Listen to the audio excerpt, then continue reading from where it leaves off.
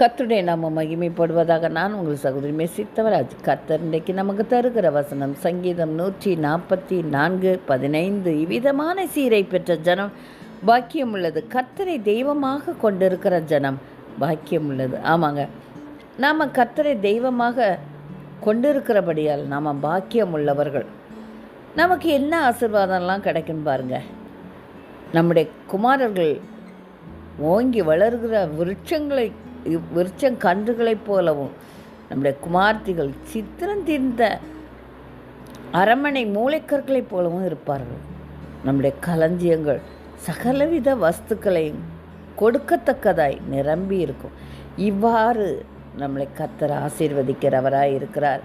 காரணம், நாம் அவரை தெய்வமாக கொண்டிருக்கிறபடியால்.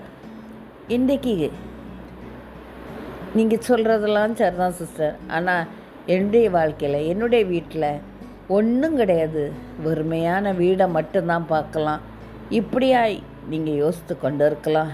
ஆனால் தேவாதி தேவன் யாக்கோபை, வெறும் தடியோடு போன யாக்கோபை 2 பரிவாரங்களோட திரும்பி வர வைத்த தேவன், வெறுமையாக இருக்கிற உங்களை வீட்டை பல வஸ்துக்களால் நிரப்புவேன் என்று சொல்லுகிறார். காரணம், நீங்கள் இயேசுங்கிற தெய்வத்தை உங்களுடைய தெய்வமாக கொண்டபடியால் கர்த்தர் உங்களை ஆசீர்வதிப்பார்.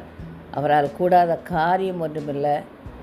எனக்கு தெரிந்த ஒரு தாயும் தகப்பனும் தன்னுடைய பிள்ளைகளுக்காக ரொம்ப நாளாக ஜெபித்து வந்தார்கள். இப்பொழுது அவர்கள் இறந்து போனாலும் அவருடைய பிள்ளைகள் இந்த வசனங்களில் சொல்லப்பட்ட எல்லா ஆசீர்வாதங்களினாலும் கர்த்தர் நிறைத்து ஆசீர்வதித்திருக்கிறார். அதனால் கலங்காதீங்க.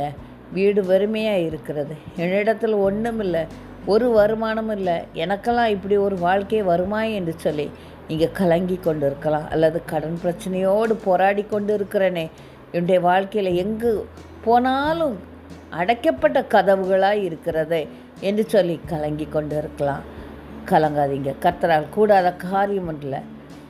ஒரு நாள் வரும், கர்த்தர் உங்களுடைய வாழ்க்கையை மாறச் செய்வார், உங்களை உயரத்தில் வைத்து ஆசீர்வதிப்பார். காரணம், நாம் அவரை தெய்வமாக கொண்டிருக்கிற ஜனம், நாம் பாக்கியம் உள்ளவர்கள். கர்த்தர் தாம் இந்த வார்த்தை ஆசீர்வதிப்பாராக. ஆமென்.